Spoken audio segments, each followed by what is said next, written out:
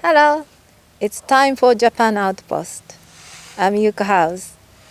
Today, I'm in Yorkshire, so please join me to find out why I'm here.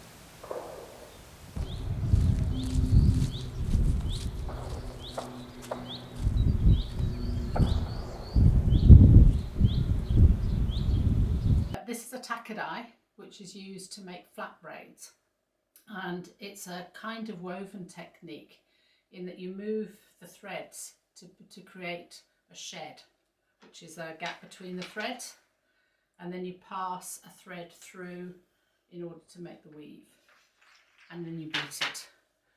So to make the shed, I lift and lower the threads on each side, and then I've got a gap, and I put the heera through to hold it so that I can then move the threads across to make the weave. And you do one side and then you do the other side in order to make certain that you've got an even weave across the band. At each point when I've put the thread across, I beat it to get an even fabric coming out of the band. Sometimes they get caught and then it goes across. So in order to get the tension comes from the beat and from the fact that you have bobbins weighted. So attached to each thread you have a bobbin which is a particular weight, and the threads of the bobbins, the weight of the bobbins will keep the tension on the fabric that you're making. So I'm just going to make another shed. Sorry, I just need to move. Which means that I go under and over a certain number of threads, lift the thread, pull it through and drop it over the other side and beat, and that gives me the fabric that I'm looking for. Depending on the order in which I lift or lower the threads will give you a different pattern. So this pattern I'm actually lifting and lowering 2 threads, but for some other patterns it might be 1 or it might be a mixture of threads. The combination of the colours gives you another type of pattern which gives you the colour effect that you're seeing on the braid.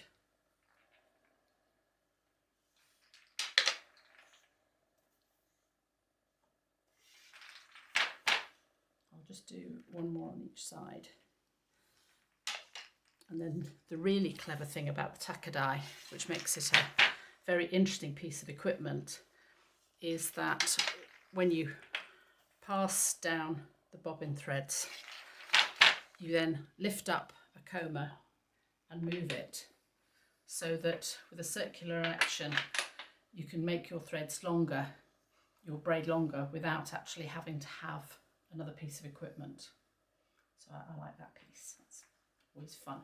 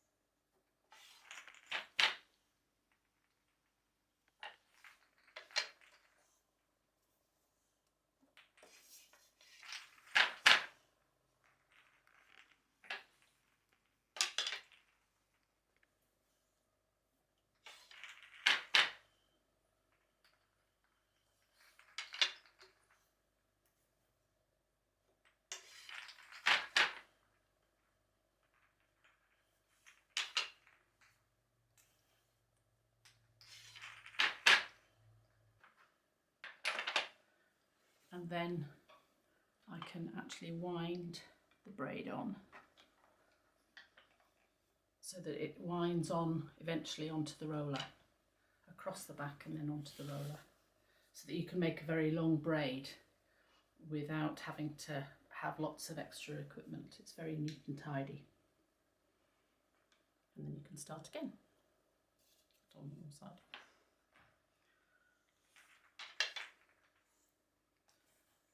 And you continue with that process until you've got the braid to be the length you want it to be. If the threads on the bobbins at the side get to be too short, then you can release the bobbins and just wind the thread down a little bit. So the thread is held on each bobbin. If I lift one up, the thread is held on the bobbin with a hitch that holds the thread, and then you can just pull it off easily, but it'll hold it without slipping.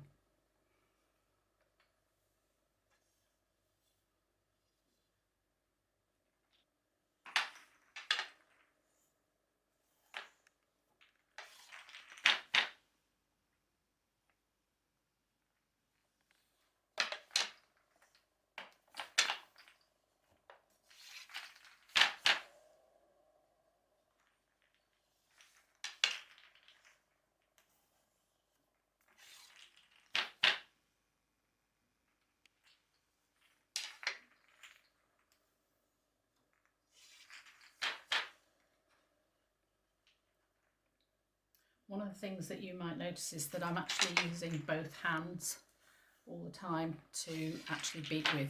So it's very important that you get an even beat, which means you have to practice a lot to try and get the beat on both sides to be even, because most people are stronger on one wrist than the other.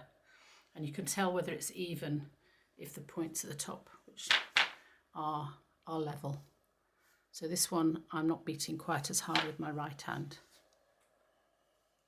because the points are just not quite, they should be square.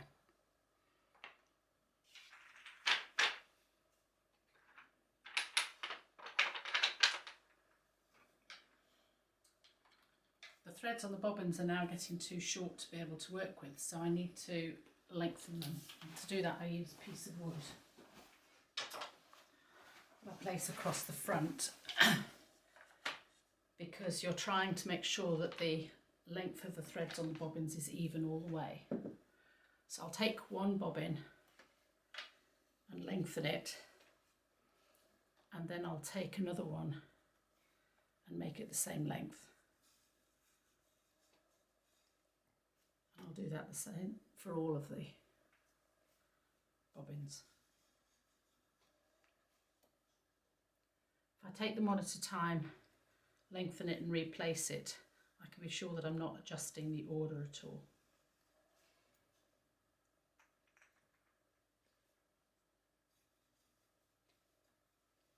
So that my pattern won't be disrupted.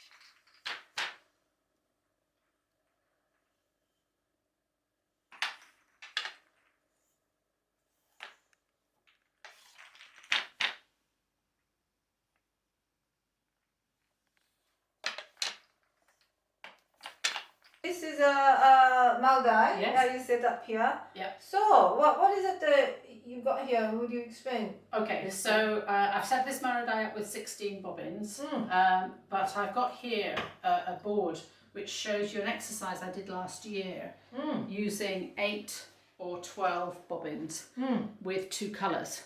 One or two of them have got a third colour in, but mostly 2 colours, to see how many different patterns you can make from 8 bobbins. My goodness. So all of these different braids up to here are all made with 8 bobbins. And as you can see, they've got flat braids and round braids, all the different patterns. You can even do flat braid with Maldi. Yeah, so there's flat braids. This is the flat one. It's here. All different pattern, yeah? All different patterns. Wow, flat one with and Maldi. you can even make ones with holes in. Oh! This one has holes in. So there are many different possibilities. So As a piece of equipment, the Maradai is very versatile. Oh, amazing. And you start with 8 and then you can do 12 and 16. So this variation each time you do different way, yes. Combine the yes, so the variation comes from the way in which you move the threads on the Maradai. Order. And the order in which you do it. So this one you have set up is yet another one. So this is a different braid again, and this one is set up with 16 bobbins. So again, for the Maradai, the bobbins are all the same weight, and it is the weight of the bobbins and the counterweight that gives you the tension for your braid. So typically when we're making a braid with fibre, the counterweight will be half the weight of the total number of weight of the bobbins. I see. So these bobbins are 70-gram bobbins, and I've got 16 of them. So half of that weight will be in the bag to give me the right tension. I didn't know. And that gives you the have to calculate. You have to calculate. I didn't know. So not just any weight. No. It has to be proper. It has to be proper. And for some braids, you might want the weight to be less or more. Depending on the design. Depending on the design and depending on how tight you want the braid to be. Okay. So, there's a lot of variety, but this one is set up with half the weight. I see. So then, would you show me how you do this? So for this pattern, there are 2 distinct groups of threads. There's the green and the white, and the movements I make are completely different. So for the white threads, I'm lifting 2 and moving them across, and then lifting 2 and moving them over. I lift 2, move them across, and then lift 2 and move them over.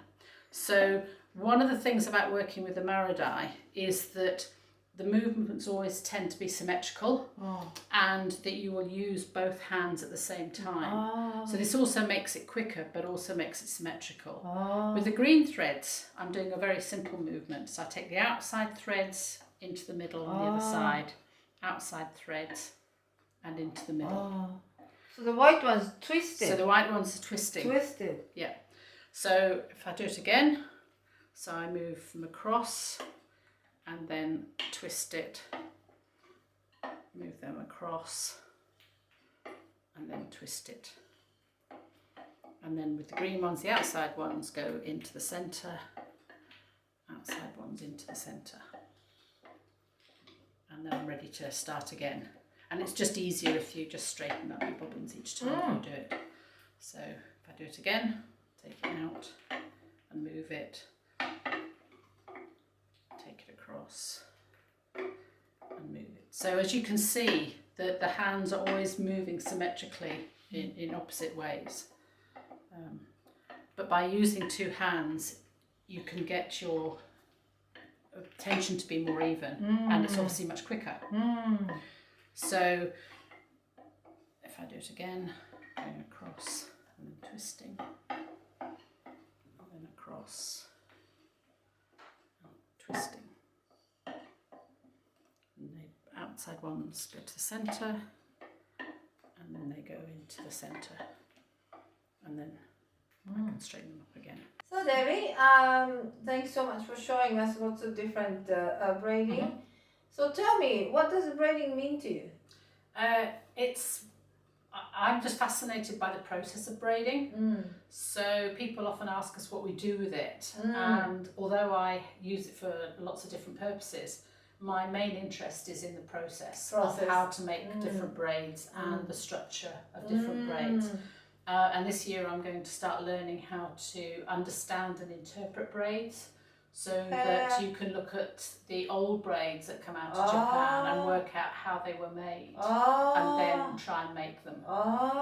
So it's the fascination of how just by twisting a few threads you can make so many different patterns. I find it fascinating, but the process of doing the work is what I really love doing. It's very meditational, isn't it? Yes, it is. Yes, very healing. Very That's healing. wonderful. So I would think that you'd keep on doing this for many years to I come. will. Yeah. And one of the things that I like about it is as you get older and your hands are not able to manipulate them so easily, because you're just lifting the threads, you can do it for very many years when you're old.